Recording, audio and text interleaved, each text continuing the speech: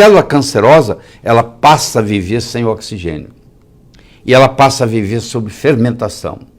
E ela fermenta com duas coisas só, ou glicose ou glutamina. Dependendo do tipo do câncer, a grande maioria é glicose. Alguns cânceres de origem hematopoética, linfoma, leucemia, Hodgkin, etc., eles usam também muito glutamina. Então, o alimento do câncer é glicose e glutamina. Então, vamos ver onde é que está isso, para você que está preocupado com a doença. A glicose vem do carboidrato. É o pão, é o macarrão, é o que você está comendo. É o bolo, quer dizer, é o carboidrato, é o arroz demais, é o trigo, é a farinha. Então, isso é carboidrato. Isso vai virar glicose. E isso vai alimentar o câncer. De onde que vem a glutamina? A glutamina vem das proteínas. Proteína predominantemente animal. Então, eu digo o seguinte, você, não interessa o que você come, no momento que você recebeu o diagnóstico que você tem câncer, você tem que passar a consumir produto vegetal. Você tem que virar vegetariano. Você pode até comer peixe, você pode até ingerir frango, mas carne vermelha não. Porque a carne vermelha, ela produz várias coisas que vão facilitar o câncer. Ela provoca uma coisa chamada gliconeogênese, parte do que está lá vira açúcar, por incrível que pareça, entra como proteína, mas termina como açúcar. Isso é um fenômeno que tem no corpo, chama gliconeogênese. Ela estimula o mTOR, que vai proliferar o câncer, tá? Entendeu? Tem uma coisa, um açúcar na carne, chamada Neu5Gc, que foi descoberta há 4 anos atrás, que é cancerígena. Então, tudo isso, uma pessoa saudável, como eu disse, um fator só não causa câncer. Uma pessoa saudável, ela pode ir na churrascaria comer carne à vontade, sem problema nenhum.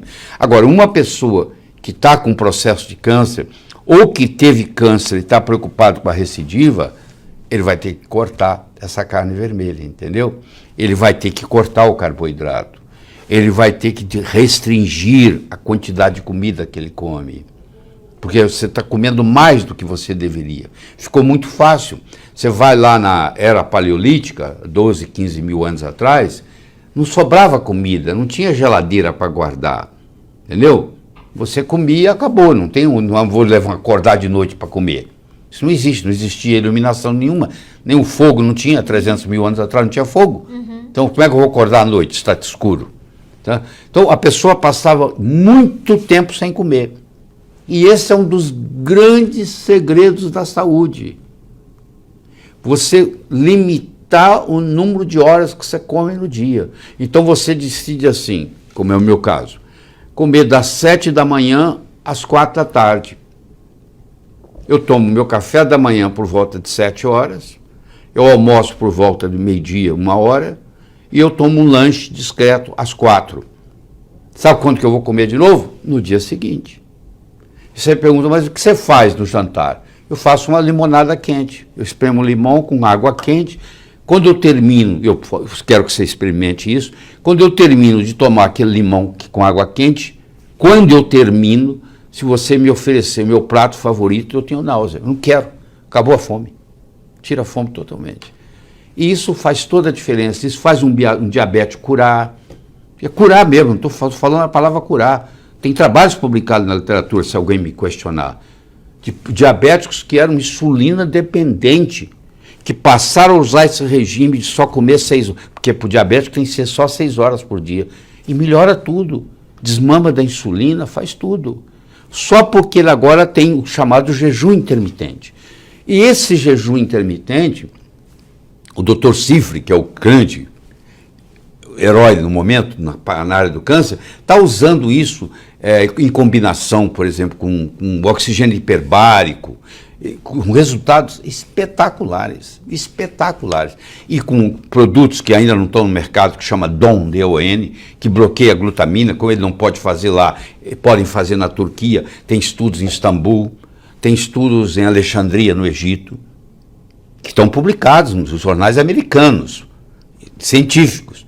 Mas como não é permitido fazer isso nos Estados Unidos, porque a lei proíbe, mas tem países que a lei não é a mesma em todo lugar. Então lá nesses lugares é legal fazer isso. Então eles fazem, como não tem efeito colateral, é o que eu estou discutindo com você aqui. Você deixar de comer uma coisa, qual é o efeito colateral que isso tem? Se deixar de comer pão, qual o mal que isso pode fazer? Na faculdade de medicina, tudo que não é droga, que não é remédio, não vale. Então você imagina, eu recebo 6 anos de curso médico, onde eu tenho lavagem cerebral, que tudo aquilo que não foi ensinado na faculdade não é verdadeiro. Nem tudo que é ensinado na faculdade é verdadeiro. Nem tudo que é verdadeiro é ensinado na faculdade. Aí você pega um caminho, você pega os protocolos e você aprende a trabalhar dentro daquilo. E claro, você tem que se defender. O que não tiver nisso aqui não me pertence. Entendeu? Vou chamar o cara de charlatão. É a primeira coisa que eles fazem. Quando não cai naquilo que eles conhecem, eles falam, esse cara é charlatão.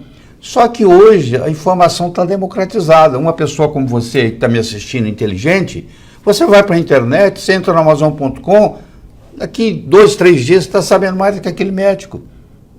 Porque você tem tempo para fazer isso. O médico está lá trabalhando 14 horas por dia, ele não tem tempo de fazer isso.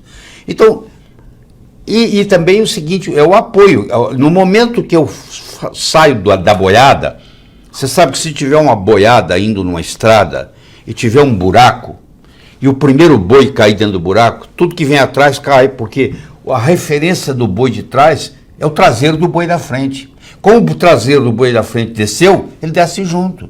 Isso é a boiada. O boi que sai da boiada e sobe o barranco, ele saiu do, a gente chama em inglês de drift. Ele saiu do drift. Esse que saiu do drift, ele é considerado rebelde. Você não está seguindo a gente, você não está receitando estatina, então você não pertence ao nosso clube, entendeu? Porque você é um cardiologista que não receita estatina. E o cardiologista é quase que obrigado socialmente, para não perder os amigos, a receitar estatina. Porque ele não tem coragem, mesmo que ele tenha lido, de falar, peraí, pô, eu não posso ficar envenenando os meus pacientes. E com câncer é a mesma coisa? A mesma coisa ou até pior. Ou até pior, porque você sabe que a químio é pífia, os resultados são pífios. Mas a pessoa que não estiver fazendo químio, dependendo do tipo de câncer, que não dá para discutir aqui, a pressão da família é tão grande, o difícil não é o médico que está com esse conhecimento todo tratar o paciente. O difícil é tratar a família, porque ele vai ter um irmão, um primo, não, mas você tem que fazer isso, você tem que fazer aquilo, você tem que fazer a rádio, e a pessoa acaba fazendo. Então o que acontece? A pessoa faz a químio, a pessoa faz a rádio, a pessoa faz a cirurgia, aí quando ele se dá conta que não resolveu nada, ele chega para a medicina integrativa. Aí ele fala, a medicina integrativa não funciona. Chegou fase 4. Quer dizer, fase 4, estágio 4 significa, já tem metástase.